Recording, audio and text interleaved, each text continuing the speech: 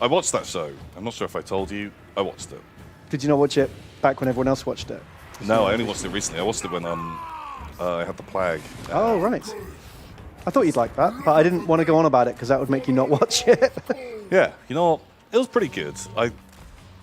I liked the stuff where superheroes were doing horrible superhero stuff.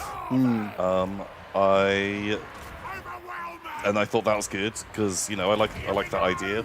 I didn't care as much about all of the teen drama. No. Like, I'm a superhero, but I want to have a girlfriend. Oh, yeah. That stuff. And, oh, man, he had like every time he had a girl around his room, I couldn't help but notice he had a very obvious like wanking station set up in the corner. Yeah. Did anyone else find that weird? Because they even make a joke of don't you think you should get rid of your lube and tissues? And he's like, whoa! Yeah, that was a thing. Very weird. But also, I was a bit disappointed in the end because this is spoilers, I suppose. First episode, Omega Man, whatever he's called. Omni-Man. That's the one. He just goes from being the best boy to being the worst boy. Yeah. And you're like, oh my God, what has just happened? What has triggered this? And then the answer you find out near the end does not mesh up with that at all. Like, he has a reason for being bad, but not a reason for suddenly deciding to turn bad. I thought in a horrible way. The reason that he suddenly decides to turn is because his son got superpowers, and he wasn't sure if the son was going to get superpowers. But I don't understand why that's the trigger. Why does... Because he was like, okay, boom, now we can take over the world. Like, now is the time to, move the plan forwards. Should he not have made sure his son was kind of on side with the plan before he just started fucking doing it? I think he just assumed, right? No son of mine's going to be a Umi lover. Yeah. I don't know. I'm not sure. Why does Mark having powers mean they're going to take over the world? He could have taken over the world without Mark. I think maybe this is just because I watched it more recently, but what are they called? The Volcamites, or bad Supermen, bad super people. Because they have so many worlds, but they have so few of them that they don't even have enough to have one dude per planet. Exactly, and so I think he needed to get another one on side because he can't just take over that world and then look after it because that's wasteful. He needs another person. Was my guess of their expansionist idea. I don't know. I'm filling in some gaps myself here.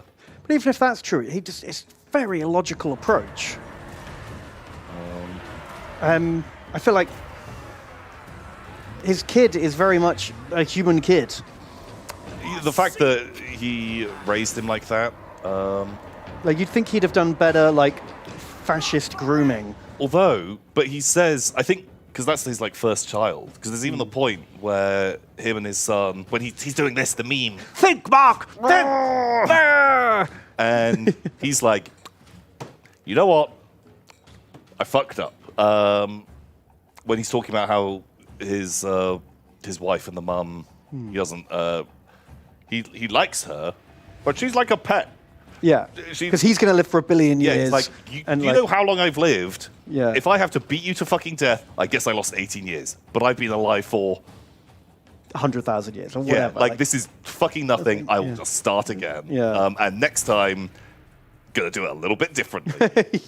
Get a bit more of that. Gonna do a lot more homeschooling. Yeah, a lot more homeschooling, and not let you be such a pleb.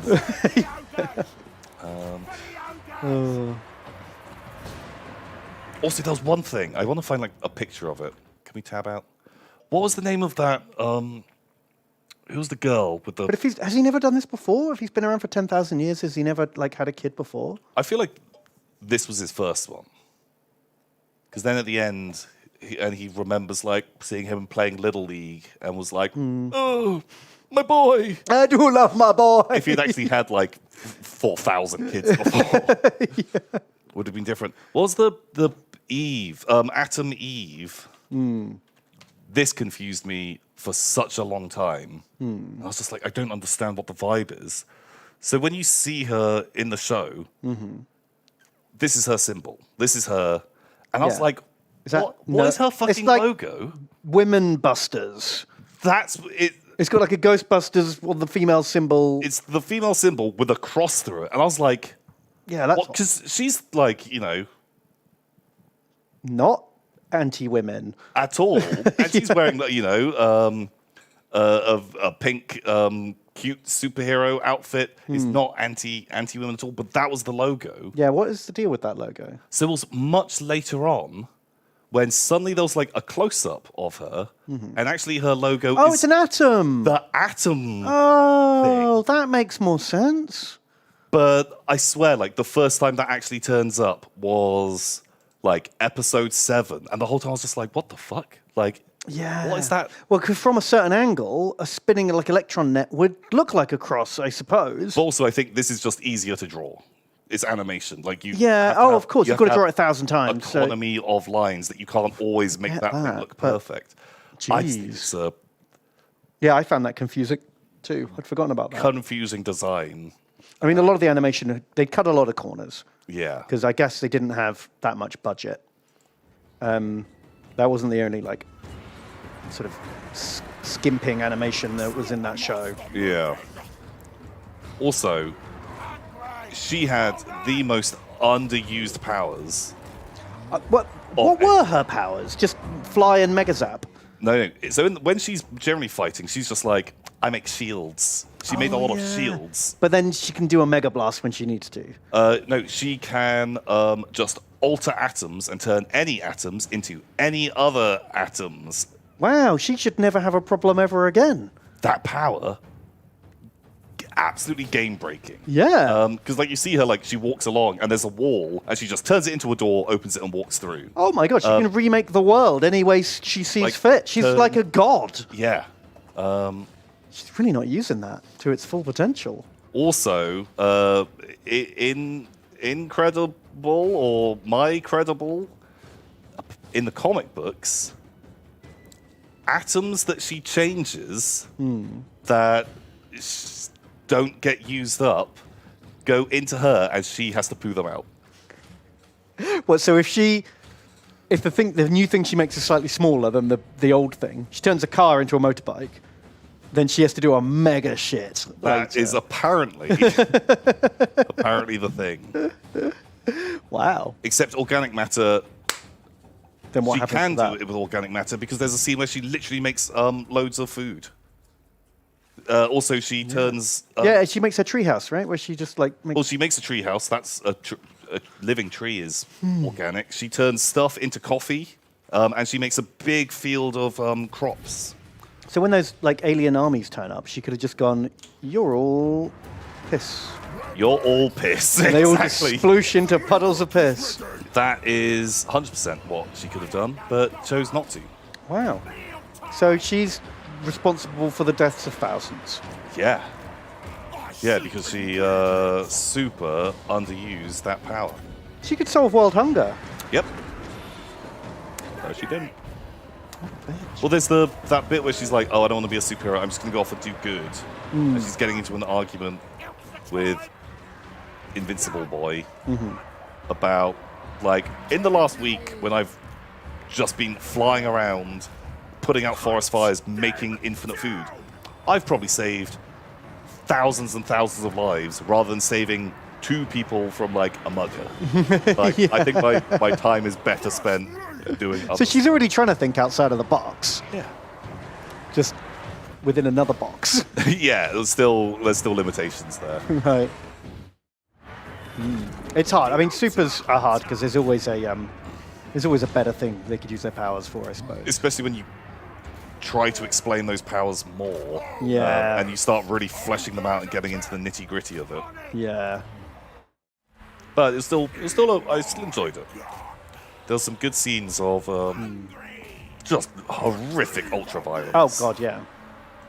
I don't think I'd want to be a regular person that lives in that world. I think it would No, be it's a hellish shitstorm. pretty fucking awful where... 'cause, When like Mark tries to save that old lady from the alien invasion and just like fucking mushes her into that crater. yeah, just obliterates people. Or like every single day, a kaiju turns up, an alien invasion, a rogue superhero, just something is happening, and just thousands and thousands of people just instantly get killed.